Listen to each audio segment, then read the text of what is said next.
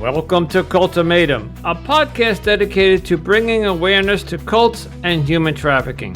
My name is Anonymous Andrew, and I'm here with my co-host Melody. Hello everyone. As a cult survivor myself, having escaped from a cult called the House of Yahweh, I understand the major impact that these experiences can have on survivors. Our mission with this podcast is to shed light on these issues and provide a platform for survivors to share their stories. Each week we bring you compelling interviews with survivors of cults and human trafficking. These brave individuals share their personal journeys, the challenges they face, and their paths to recovery. We are committed to respecting our guests' boundaries. Survivors can choose to remain anonymous or use a fake name to protect their privacy. Our goal is to create a safe space where survivors can speak openly and honestly about their experiences. Through these powerful stories, we aim to educate our listeners on the warning signs of cults and trafficking, the psychological and emotional toll they take, and the ways in which we can support those affected. By listening to Cultimatum, you'll gain a deeper understanding of these complex issues, the resilience of those who survived them. We hope to inspire compassion and action in our audience. Whether you're a survivor, an advocate, or simply someone wanting to learn more, we invite you to join us on our journey. Together, we can bring awareness to the realities of cults and human trafficking, and work towards a world where these injustices are eradicated. So tune in every week to new episodes, and don't forget to subscribe, rate, and review us on your favorite platforms.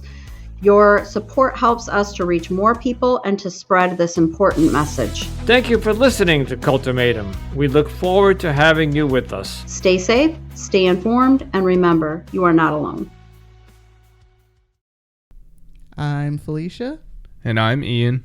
And we are the Paranormal Lovers.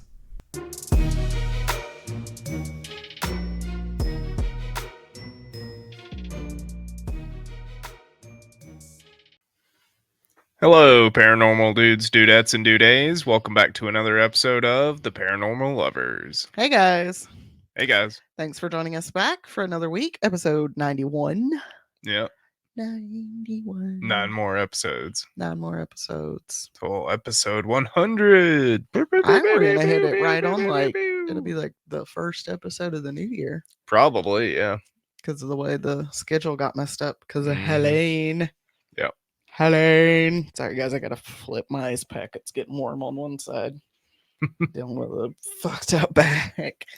Yeah. All right. If you guys would be so kind, please give us a like, follow, and share and all that good stuff. Facebook, TikTok, Instagram. Patreon.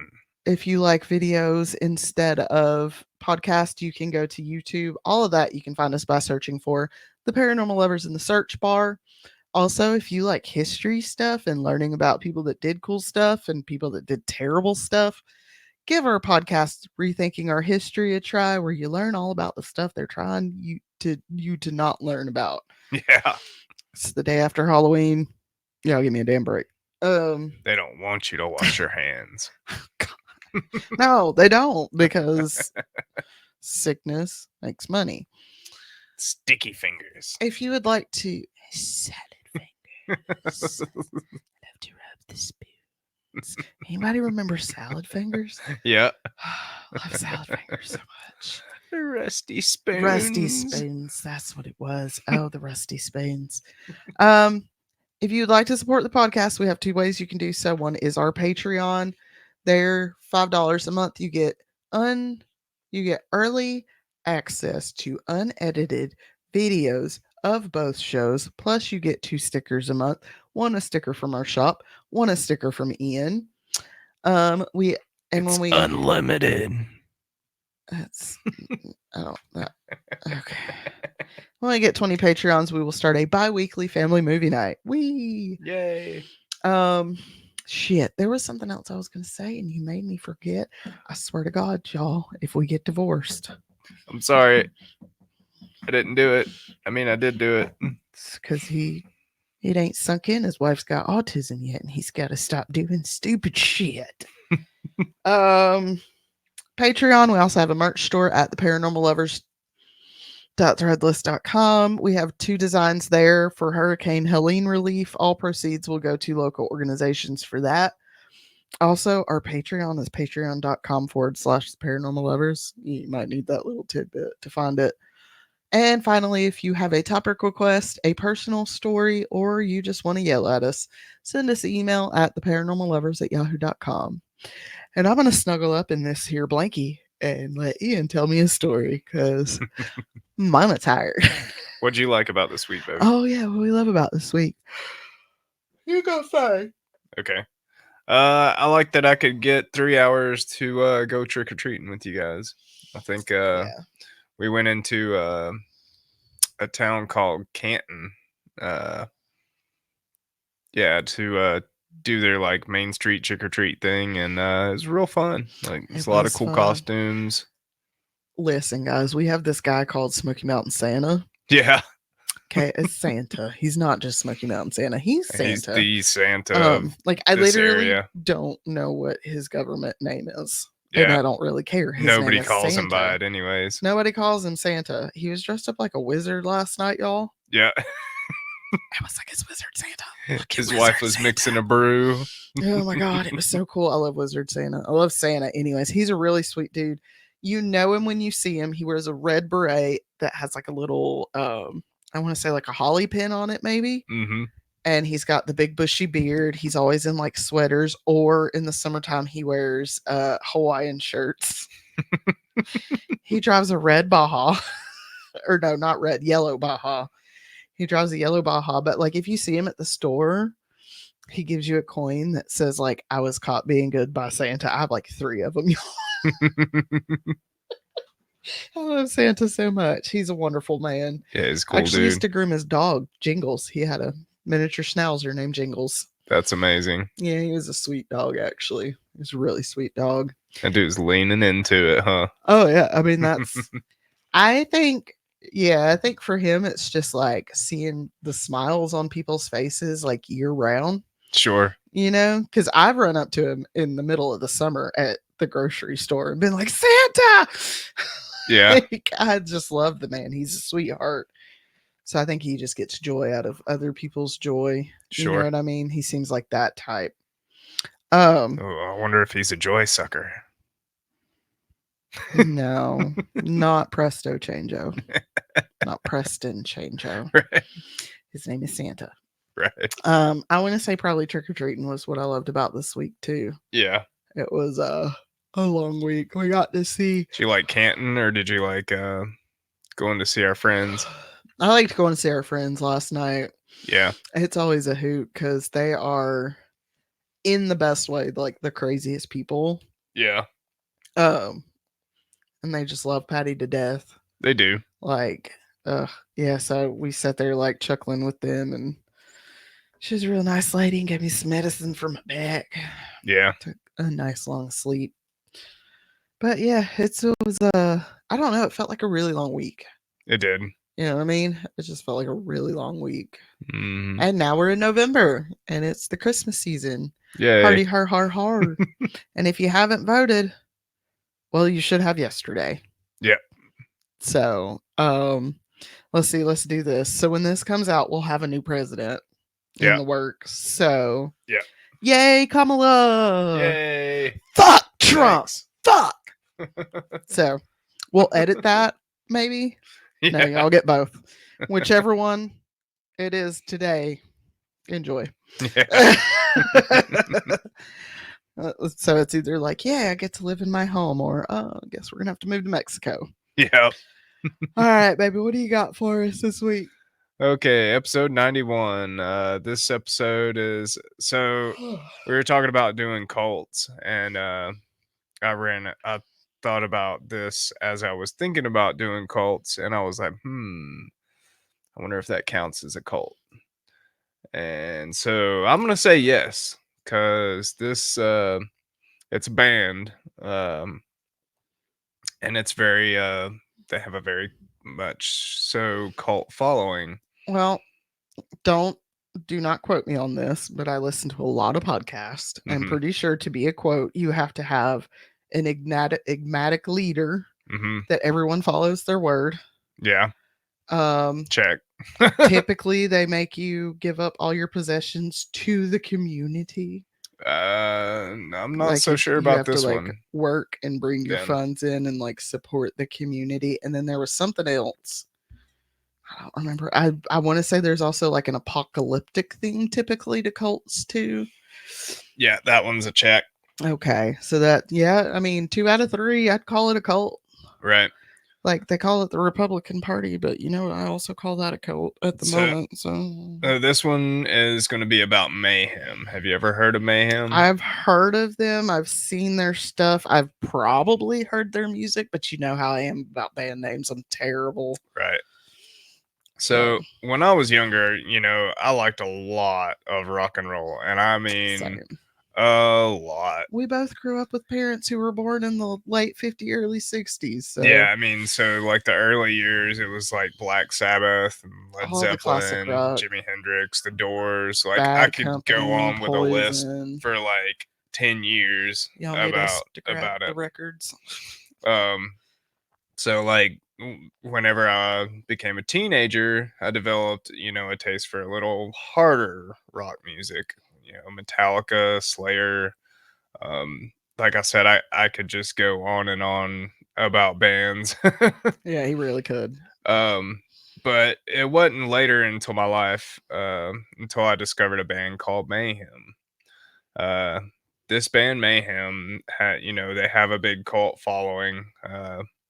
And in fact, with your list now, I think I could probably check them off as a cult. It's great.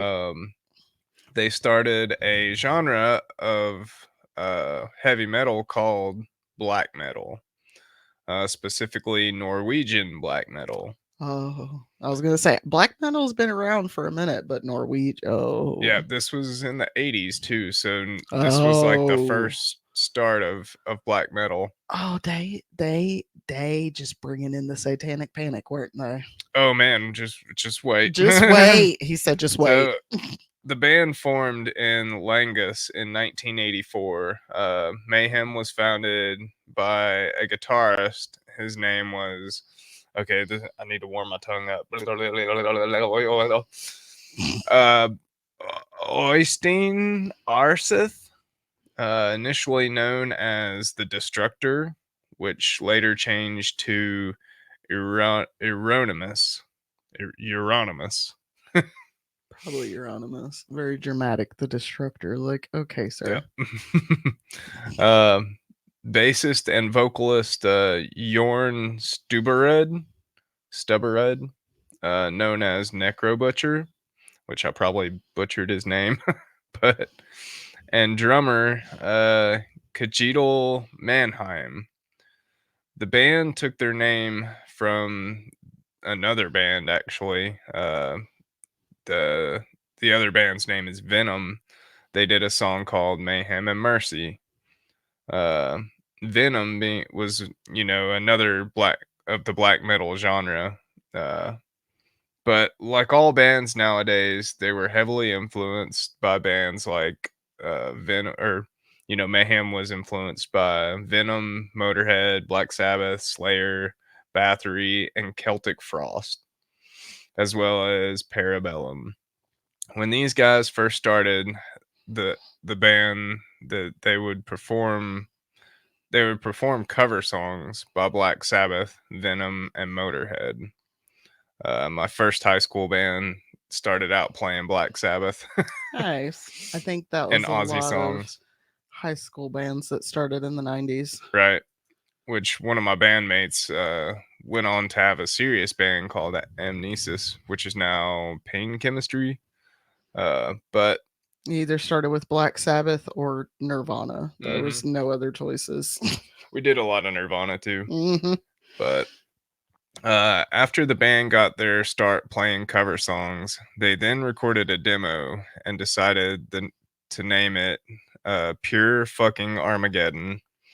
Also, trigger warning, you guys, there is some unaliving in this whole thing, and it's very brutal, and there's some cuss words. So if you don't like it, skip to the next one. Yeah. It's going to be another cult, so sorry about that. Right. Maybe skip 2 of them. Just go back to the beginning. So after the demo was released, Arseth and Stubberud, during the studio rehearsals for another demo, recruited 2 more members. Eric Norheim, band name Messiah, and Sven Erik Christensen, known as Maniac, in 1986 and 1987. Norheim performed only at one concert, which took place on April 20th, 1985 in Ski. And by the end of the year, he had left the band Mayhem. I wonder why. Probably I crazy, can only too crazy. imagine. He later formed the hardcore punk band Within Range and the O Street street punk band Cockroach Clan. Sorry, I can't. Not cockroaches. No. With Christensen, Mayhem recorded their first EP, Death Crush, in 1987, which was released through Euronymous' newly formed record label, Poser Corpse Music. Mannheim and Euronymous only performed at one show on March 22nd, 1986 at the Ski Theater under the name Lego, or L.E.G.O. Okay. Which was recorded on video. This was a side project focused on experimental music that challenged the mainstream conventions. The initial release of the album Death Crush was limited to 1,000 copies and quickly sold out. It was later reissued in 1993 by the newly renamed album Death Like Silence Productions in collaboration with Euronymous' Oslo specialist record shop in Helvet, which is Norwegian for hell. So he had a record shop named Hell. I mean, there's a Hell, Michigan, so. Right. Mannheim and Christensen departed from the band in 1988.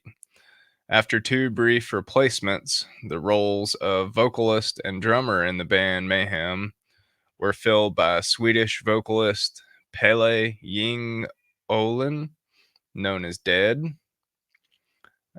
and local drummer Jan Axel Blomberg, known as Hellhammer. Okay. With Dead, the band's concerts gained notoriety for their extreme theatrical and atmosphere. From the outset of his career, Dead was known for wearing corpse paint, involving the application of black and white makeup to achieve a ghastly appearance. It's giving Ghost.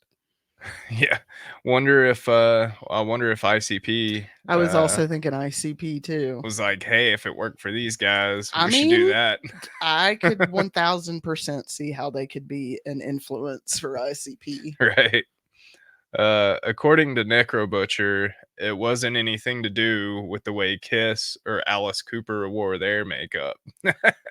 Which I'm like, yeah, it was. I mean, it was a thing of the 80s, I think. It was just a thing they all did. They just wore makeup. But he said that Dead actually wanted to look like a corpse. All right. He didn't do it to look cool or whatever. But Hellhammer asserted that Dead was the first black metal musician to use corpse paint. Wait, he was black? Oh, black metal. Black metal. Black death metal. I was like, wait, the first black metal one? Wait, what? Listen, when I found out about Seven Dust, I was like, yeah. And Body Count. Oh man, Body Count is epic. They're doing some cool new shit nowadays.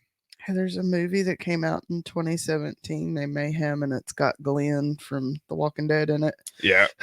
It totally doesn't have anything to do with. No, it doesn't. Mayhem, I just I'm looking at pictures of them because I've never actually seen them. I've seen their symbol. It popped up on my research when I was doing it. Like, I've seen their name, and I've seen their name in many like death metal. What is the word for the way different letters? Many different fonts. Right. Yeah, death metal font. Yeah. So, all right, continue. Okay. To complete his corpse-like appearance, Dead would bury his stage clothes and dig them up to wear on concert nights. But that had to smell. Mm-hmm. During performances, Dead would often cut himself with hunting knives and broken glass. The band frequently featured pig or sheep's heads impaled on stakes at the front of the stage. Stian Johansson, known as Occultist, who briefly took over for the vocalist role after Dead, had this to say about Dead. He, Dead, didn't see himself as human. He saw himself as a creature from another world. He said that he had many visions, that his blood had frozen in his veins, that he was dead. That was the reason he took his name. He knew he would die. In 1990, the members of Mayhem moved to an old house in the forest near Oslo, which they used as a rehearsal space. They began writing songs for their next album, De Mysterious Dom Satanist. Mayhem bassist Necro Butcher noted that after living together for a time, lead singer Dead and Euronymous got on each other's nerves a lot, like any band, you know? Yeah, I can imagine. And weren't really friends at the end. Hellhammer recalled an incident where Dead once went outside to sleep in the woods, and because Erroneous was playing synthesizer music that Dead detested. Okay, I'm with Dead on that one. I'm with Dead. If I'm trying to sleep, bitch, don't be playing synthesizer music. Right, I the middle of the night. Break your shit. Oh my god. No. Right. Like that, like I just had a visceral reaction to the thought of like trying to fall asleep and hearing like motherfucker, I will kill you. I'm gonna kill you. No. So then Euronymous follows him outside and shoots a shotgun in the air, just firing off rounds into the air. Fuck? Yep. I guess to keep him from sleeping. So Varg Vikernes alleged that Dead once stabbed Euronymous with a knife. So I'm pretty sure he probably went back in and stabbed him like, shut up. I mean, Stop it. I've almost stabbed people for less. Right. So on April 8th, 1991, Dead committed suicide in the house rented by the band. Ooh. He was found by, guess who? Euronymous. Euronymous discovered Dead with slit wrists and a shotgun wound to the head. Dead's suicide note began with "Excuse all the blood" and included an explanation. He said that nobody will ever understand this, but as a sort of explanation, I am not human.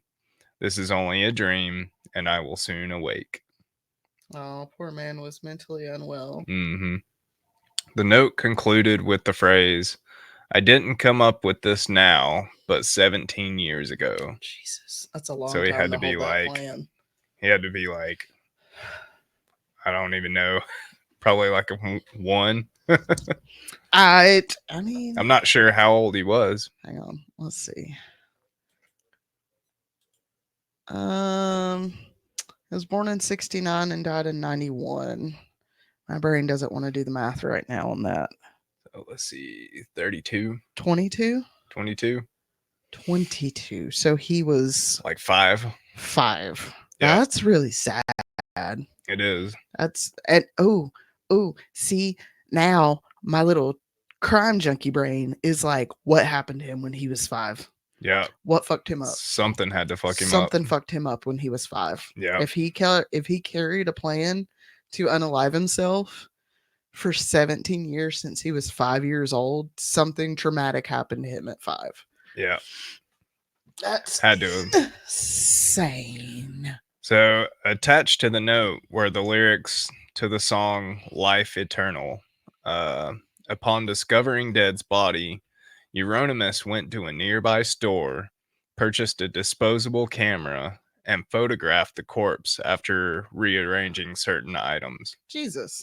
Yeah. What the? See, and you know me, I'm like, he just found him. Yeah. He found him. He just found him. Right. That's a coincidence. Suspicious. After all the fights, motherfucker went to sleep outside. Yep. And you followed him outside with, excuse me, what did he shoot off? A shotgun. A shotgun. And excuse me, what did Dad get shot with? A shotgun. That's suspicious. Way suspicious. Mm-hmm. So Necro Butcher recounted Euronymous informing him about Dead's suicide. He had this to say, quote unquote, Oystein called me up the next day and says, Dead has done something really cool. He killed himself. I thought, have you lost it? What do you mean, cool? He says, relax. I have photos of everything. I was in shock and grief. He was just thinking how to exploit it. So I told him, okay, don't even fucking call me before you destroy those pictures. Euronymous subsequently used Dead's suicide to cultivate Mayhem's evil image, claiming that Dead had taken his life due to the commercialization of black metal. Oh, I'm sure that's what happened. Mm-hmm. I don't trust him. In time, rumors circulated that Euronymous had made a stew from bits of Dead's brain and fashioned necklaces from fragments of his skull. Right, that one I wouldn't put past him. The brain's a little much. It's a little dramatic. The band later denied the former rumor, but then even later admitted it was true. Moreover, Euronymous claimed to have given these necklaces to musicians he deemed worthy, a claim supported by several others in the scene, including Bard Faust, Ethan, and John Metal Lion Christensen. In 2018, a fragment of Dead's skull went on sale for $3,500, accompanied by a letter from Euronymous stating, okay, that should be all. I'm enclosing a little piece from Dead's cranium in case you'd like to have it. Hear from you soon. Don't be suspicious. Don't be suspicious. Don't be suspicious. Don't be suspicious. Motherfucker. Dude was so casual about it. I'm over here like, Detective Stabler, where you at? Yeah. You need to come fuck this motherfucker up. In a 2019 interview with Loudwire and Consequence of Sound, Necro Butcher stated he had contemplated killing Euronymous due to his treatment of Dead. Yeah, it's absolutely disgusting the way he treated his body. Yeah, it's horrible. Fans of the band have continued to trend of using blood in their artwork. Notably, Hellhammer himself wrote the lyrics to Pagan Fears in his own blood in October 2019. Dead's suicide and Euronymous' actions following it profoundly affected Necro Butcher, prompting him to leave Mayhem. He's like, I'm fucking out of here. Yeah, because I wouldn't feel safe around Euronymous. Oh no. Like I would not. I clicked on something wrong. I wouldn't feel safe around him. No, I wouldn't either. Like, even if you didn't think he murdered the man, which I 1,000% am like, oh, he murdered the man. Right. Just the disrespect of his body. Yeah. And like also be like, you're sick in the head, motherfucker. Why the fuck does he have pieces of his skull? Right. Like, did you pick them up after you shot him in the head? Right. Is that why you have them? Sir?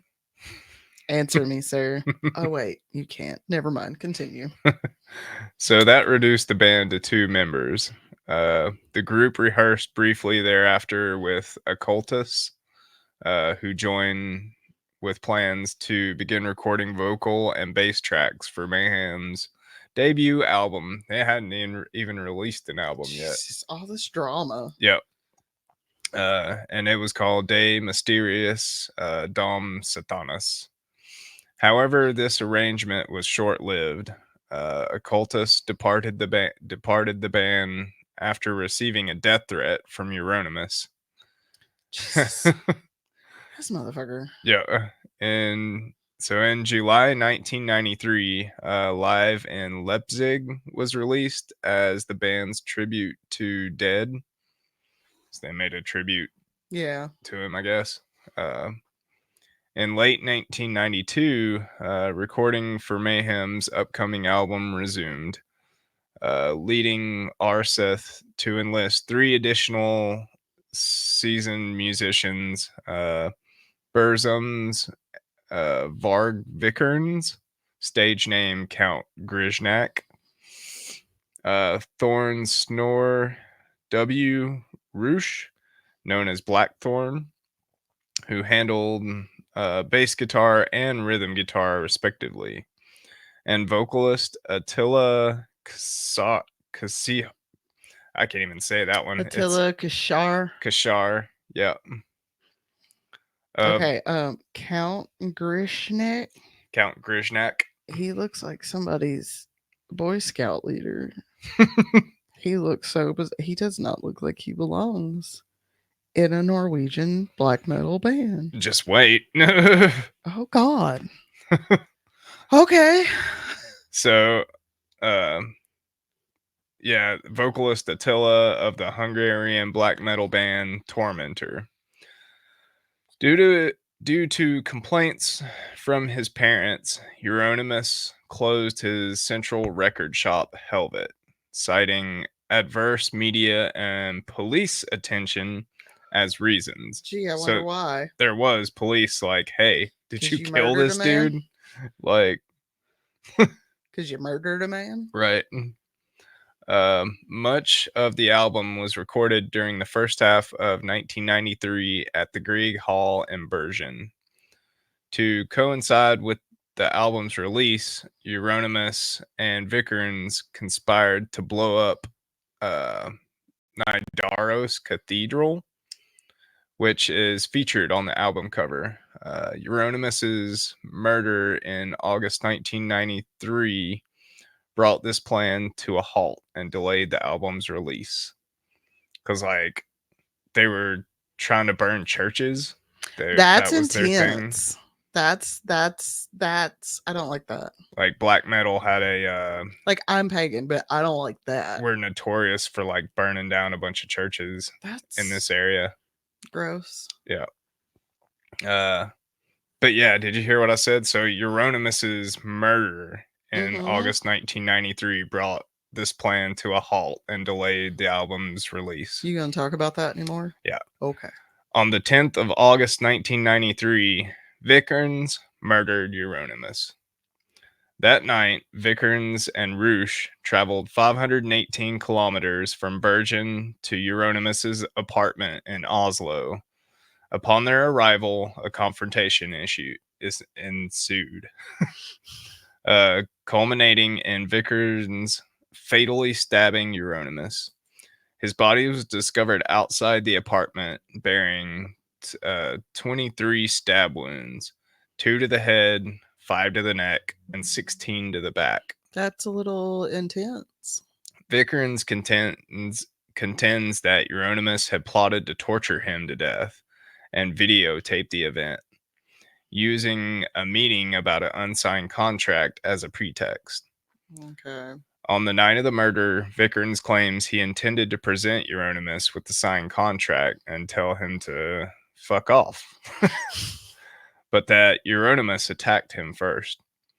Additionally, Vikernes claimed that most of Euronymous' stab wounds were inflicted by broken glass he had fell onto during the struggle. Okay. Vikernes was arrested within days, and a few months later, he was sentenced to 21 years in prison, the maximum sentence in Norway. I really wonder how crazy. Listen, Canada's maximum is like their life is only like 30 years. So right.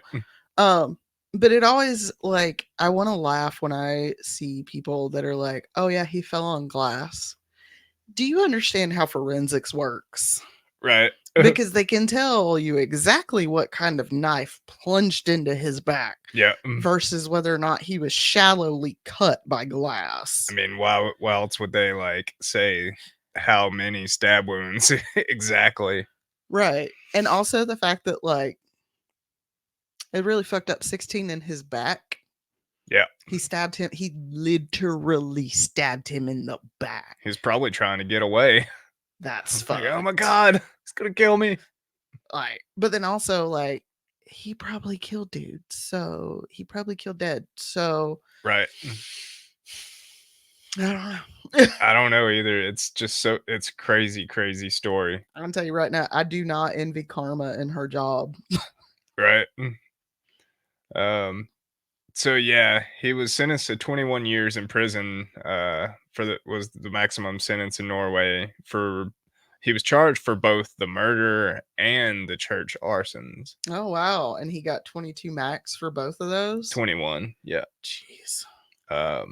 Because these guys, they were also burning churches. It's crazy. Yeah, I mean, I'm fine with him going to jail. He was released from prison in 2009.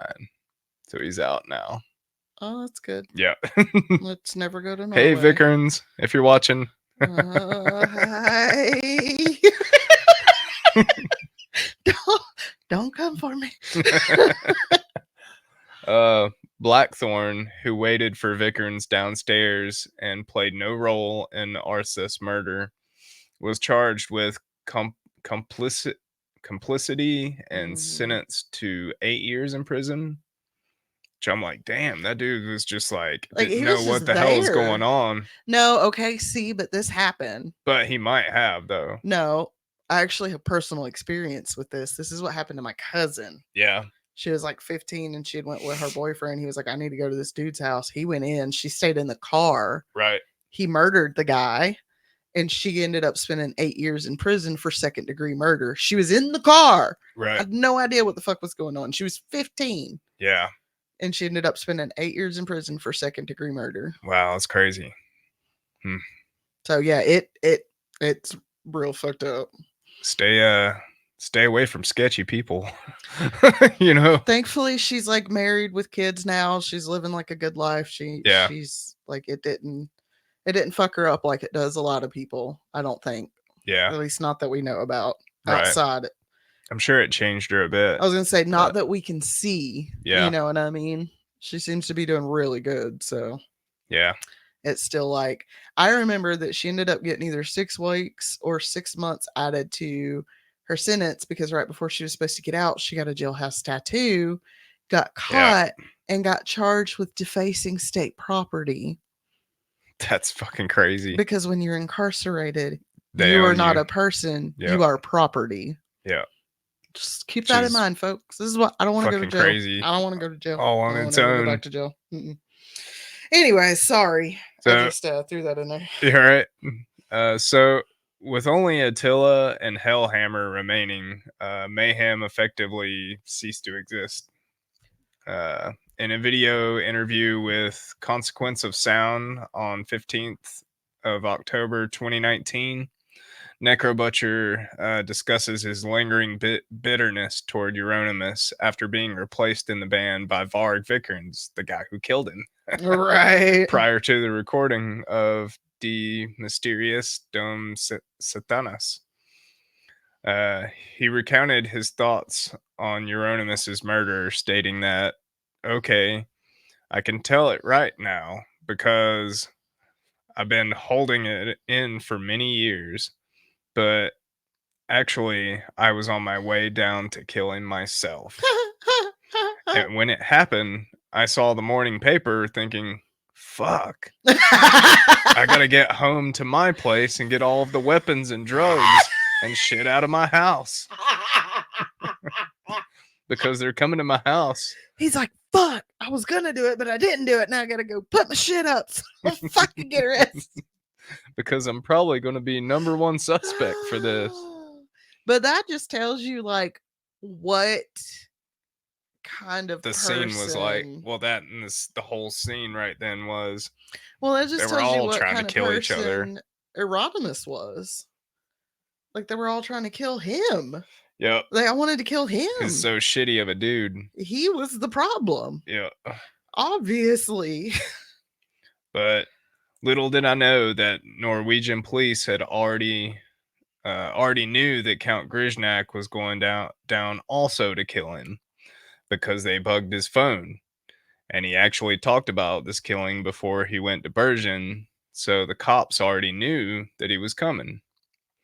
So they probably were thinking to themselves, we didn't nail this guy for the church burnings, so let's nail him for the murder and get rid of this fucking guy in Oslo the same time. Mm. So they wanted rid of him. The police wanted all of them to go. Yeah. But so that's basically what happened. Good God, he according got to 8 children. I'm sorry. Necro Butcher. Vickers or whatever, the count. Yeah. He got 8 children. Wow. This is what we're talking about. All these kids. Yeah. Imagine being that guy's kid. Like, Oh, see, I liked him, and now I don't. Do you talk anymore about his crimes? Or like crimes of them? Talk a little bit more crimes, but Because it said in 1994 he was also had 150 kilograms of explosives. Jesus. And then in 2013 he was also charged with inciting racial hatred. So Yeah, I'm like, I do talk about that a little bit. Great. Not a fan No. anymore. No. And that's what kills me. I hate it so much because I really, really do love like that really weird, obscure European metal. Right. Like Leo, the dude that does all the covers that we love. Sure. I love it. It's like one of my favorite things. And I'm like, why y'all gotta be so racist? Yeah. I want to come visit you and immerse myself in your culture, but I'm scared. Scared of doing it. Yeah, for sure. Fuck. Where was I? Sorry. In May 1994, De Mysterious Dom Satanas was released finally and dedicated to Euronymous. Its release had been postponed due to objections raised by Euronymous's parents, who protested that the inclusion of bass guitar parts performed by Vickers, according to Vickers, Hellhammer assured Arthur's parents that he would re-record the bass tracks himself. However, being unable to play bass guitar, Hellhammer left the bass tracks unchanged. He's like, yeah, I don't give a fuck what you feel like. Right. Piece of shit. Resulting in the album featuring Vickers as bassist. So the album has both of those. So it has Euronymous and Vickers on it. Yeah. And the count. Oh, that's interesting. It's crazy. I don't like. I can kind of understand why they would feel that way, but I'm also like, I would also be like, well, allegedly my kid was making necklaces out of someone's skull, so that like, baseline is fine. Right. Like, I'm sorry. Like, I'm one of those parents that like I will murder for my child, but if my child murders, she's going to jail. Yeah. You can't just go around killing people for no good reason. Now, if she gives me a good reason, probably let her off the hook. But anyways, I'm sorry. I'm distracting you this episode. You're good. I like the back and forth banter. But in 1995, a bootleg live recording of the 1990 Mayhem concert was released, titled The Dawn of the Black Hearts. Despite its bootleg status, the album is sometimes considered one of the band's main releases, primarily due to the notoriety surrounding its cover art, which featured one of the aforementioned photographs of Dead shortly after he died by suicide. What was the name of that album? The Dawn of the Black Hearts. So around this time, Hellhammer, Maniac, and Necro Butcher reformed the band with new guitarist Rune Eriksson, known as Blasphemer. Yeah, trigger warning. If y'all go look for that album cover, it is a full on shot of dude unalived. Yep. So just so you're forewarned. So they hired a new guitarist named Rune Eriksson, known as Blasphemer, in place of Euronymous. Despite generating some controversy and skepticism over the decision to reform without founding member Euronymous, the group returned with the 1997's Wolf Lair Abyss EP. In this new phase, statements from Hellhammer, who expressed views against race mixing and foreigners in Norway, and the use of Nazi imagery, such as the swastika flags in the rehearsal room, the Totenkopf emblem, and band merchandise featuring the symbol of the military branch of National Samling. Let the Hindu people reclaim the swastika, damn it. Right. It is actually a Hindu symbol, and I Right. am fairly certain I saw just a thing on Facebook. I don't know how true it is. Y'all do your own research that said that like the swastika is tied in with Diwali, the Festival of Lights, which is going on right now too. So Right. I'm angry that the terrible white people stole all our shit. Yeah. And just so y'all know, it's a really fucked up photo. I'm sitting here examining this goddamn picture of his head. I need to stop. I'm like, what angle is Did he that? do it? I'm like, what angle does it look like that shot? That blood Right. spatter looks suspicious. I ain't a fucking cop. I need to stop. Right. So that led to controversy and accusations of neo-Nazism. Yeah. Additionally, Hellhammer stated that no member of the new lineup identified as a Satanist, and that the satanic stuff isn't what I feel Mayhem is about today. No, you're about Nazis. Okay, that's better. Like, that's better. Go back to Satan. For sure. Mayhem's music is still dark, but I wouldn't say that it's satanic.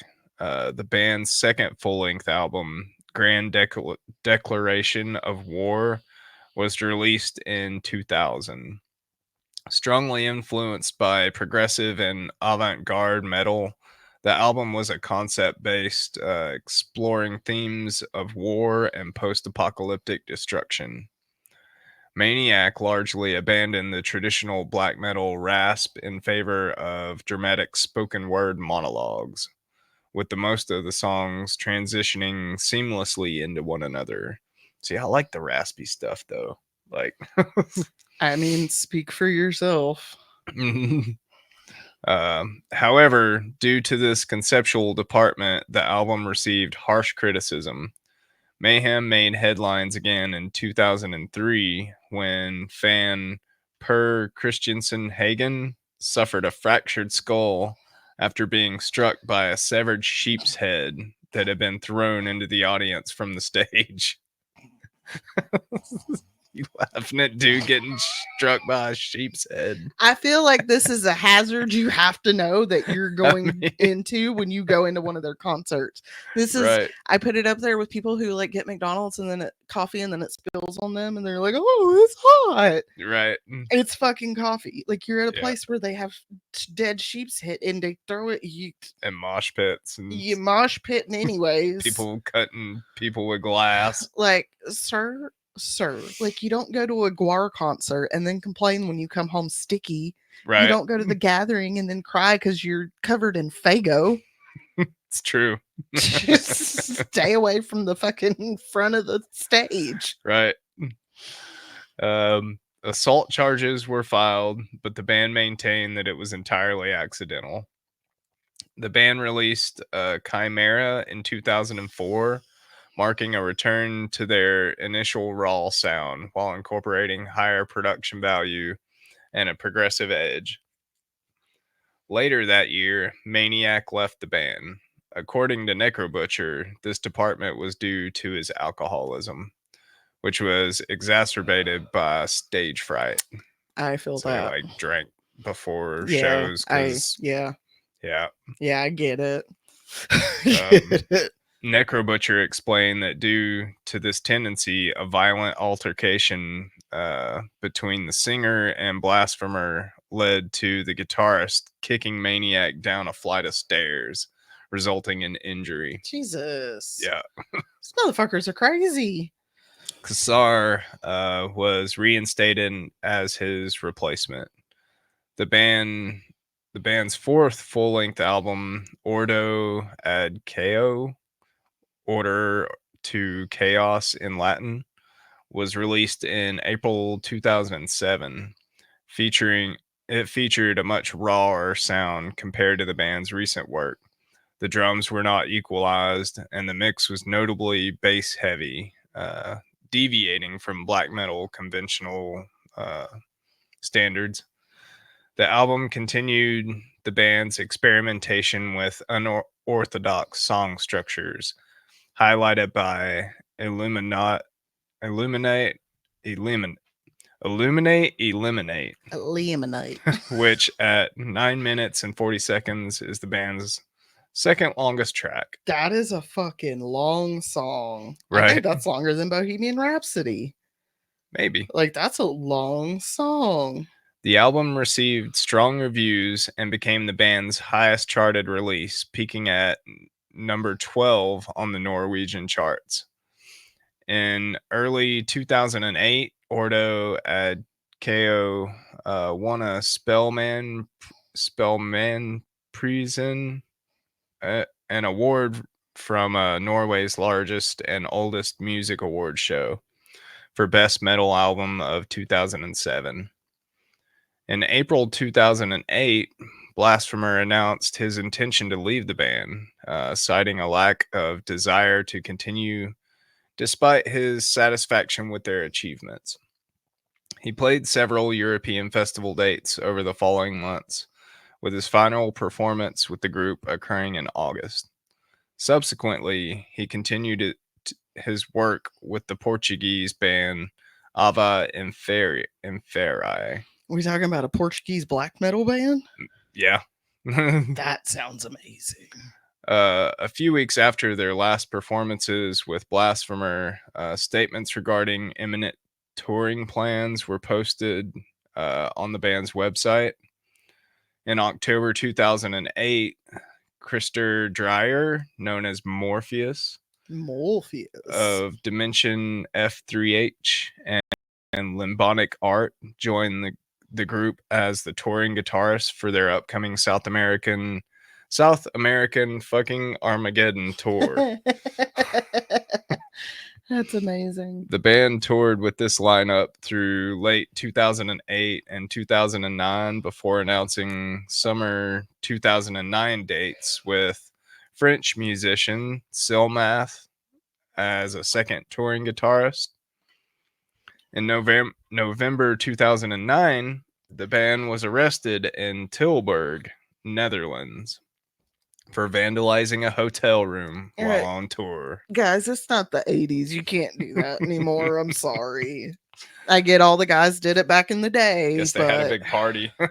Like, you can't be like trashing the furniture and putting holes in walls and breaking mirrors and shit. No, now they have cameras. Now they have cameras and security, and your credit card's on file. So, Norwegian guitarist Tellock of Niddiger replaced Silmeth, while British guitarist Charles Hedger, aka Gull, of Imperial Vengeance, took over for Morpheus in 2011 and 2012. So they're like always changing band members. It sounds like it's like continuously constant. In a 2012 interview, Necrobutcher revealed that Mayhem had commenced work on their fifth studio album. By 2013, the new album was in the mixing stage, with an expected release date in early 2014. Several months later, on February 18th, 2014, it was announced that Mayhem would release a new album with a new song titled Psy War, made available for streaming. Of course, my brain was like, cyborg. Right. On February 20th, 2014, the band's record label, Season of Mist, announced that the new album, Esoteric Warfare, would be released worldwide on 27th of May, 2014. This marked Mayhem's first studio effort since Blasphemer's departure and Tellock's subsequent permanent status in the band. In January 2015, Mayhem, Waitan, and Revenge performed together as part of the Black Metal Warfare Tour in the United States. That sounds cool. Mayhem and Waitan toured again in the United States in the fall of 2015, joined by Rotting Christ for part 2 of this previous tour. Rotting Christ. Yeah. Oh, a Greek black metal band formed in 1987. A live recording of De Mysterious Dom Santhus was released in 2016. Later that year, a film about the band, titled Lords of Chaos, was originally a book with the same name, premiered at the Sundance Film Festival, directed by Jonas Akerlund, further propelling the group into the media spotlight. So by then, everybody knew who they was. Yeah. While the film received mixed reviews from both critics and fans, band members Necrobutcher and Kazar strongly objected to this movie, despite initially granting rights to use the band's songs. In several interviews, the two argued that the film presented only one-sided perspective of the story, particularly criticizing its failure to depict the deteriorating relationship between Euronymous and Dead in the year leading up to Dead's suicide in April 1991. In 2018, the band released a remixed and remastered version of a Grand Declaration of War. Mayhem's 6th album, Damon, was released on October 25th, 2018, through Century Media Records. 3 singles, Worthless Abominations Destroyed, Of Worms and Ruins, and Falsified and Hated, were released in advance of the album. The album is characterized by a return to the more traditional style of black metal, reminiscent of De Mysterious, containing 10 new songs along with 2 bonus tracks and several covers, including a tribute to Dead's former band Morbid. A music video for Falsified and Hated was released on November 7th and featured imagery of what appears to be a shaking tent ritual.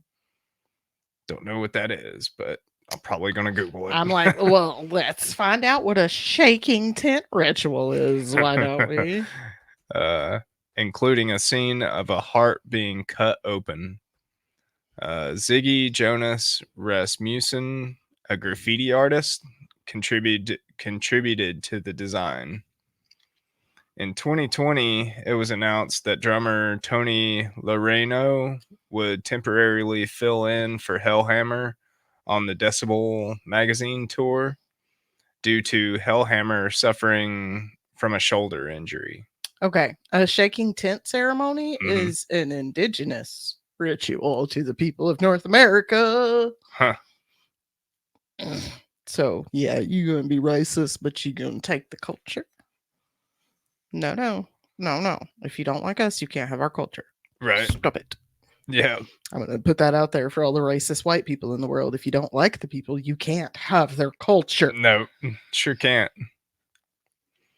So let's see. Okay, shoulder injury. Gotcha. Shoulders. Head, shoulders, knees, and toes. However, the tour was ultimately canceled due to, you guys know, COVIDs. The COVIDs. The black metal band Mayhem still has a huge following to this day and still going to be doing shows and touring all over the world. Who knows why people are morbidly fascinated with this type of music. I was at one point. I don't know. That's a wild fucking story, though. that story is a crazy fucking story. That is a A crazy crazy band. story. All these people dying and shit. Black metal, or metal bands in general, like you hear the stories like Ozzy bit a head off of a bat and like snorted ants from the side of a pool, and like you hear crazy stories, but this one is like Yeah, it's up there. way up there. Like Like- these guys were living that fucking fucked up metal life. It really makes me wonder, like, I'm real suspicious about Dead's death. For sure. Very suspicious about it. I stared at that picture hard and I'm like, why is that shotgun where it's at? Yep. Why is that knife where it's at? That is suspicious. Them two, I'm pretty sure they were the only two in the house, or at least I've watched the movie, so like in the movie, pretty sure those two were the only ones there, and they were in the house out in the woods. So it's like, Yeah. right? Yeah. Yeah. Yeah. And like, you can't, I'm like, the police were just like, we think you did it, but okay. Right. What? Guys, I do your mean, job. I think there was so many like weapons and drugs and stuff all around, It was, and like guys stabbing other guys. Like I one have would a stab feeling- one and the other guy would stab one, and then like they just didn't know. I can imagine There's in no way to prove it. places like Norway where it's like racially homogenous, like it's 99% white people, right? So they're going to have to pick another class of people to pick on when it comes to law enforcement and stuff. Another class of people for them to ignore the problems that go on within the community. I'm sure I can imagine that they were like, well, death metal guys following Satan. Right. What do you expect? Right. You know, Like they just didn't care. now that is my assumption, Like and they- I am like stereotyping people, of course. They were but just after people burning churches at that time. to get 22 years for a murder and burning down a church. Sir, what? Right. 22? 22. 22. 21. 21. 21. Yeah, I think it was just this year or just last year, Canada raised theirs from 20 to 25 or 30. Right. So if you get charged with first degree murder, capital murder, you go to jail for life, because I don't think they have death penalty. It's at max 30 years that you'll be in prison Wow. for murder. Hmm. Crazy. That is crazy. Well, that was insane. Yeah. Never been a fan. Not gonna start being a fan. Right. Like, y'all out here murdering each other. You're racist as fuck. I think the cult part's just being in the band. I think the band was a cult. I feel You like know? there was something going on with that band. Like the there's something. black metal was the cult. Right. You know, Yeah, I don't know. burn It's- churches, stab people. Like, It's interesting. yeah. It's interesting for sure. Well, thanks for that, you guys. I hope you guys enjoyed this episode. Sorry for all of my yawns. I can't. Let me know what you guys think. Is black metal a cult? Like, is Mayhem a cult? It might Who be. knows? It might be. All right, guys. We hope you guys enjoyed this one, and we will see you guys next week. See you guys. Love you. Bye. Love you.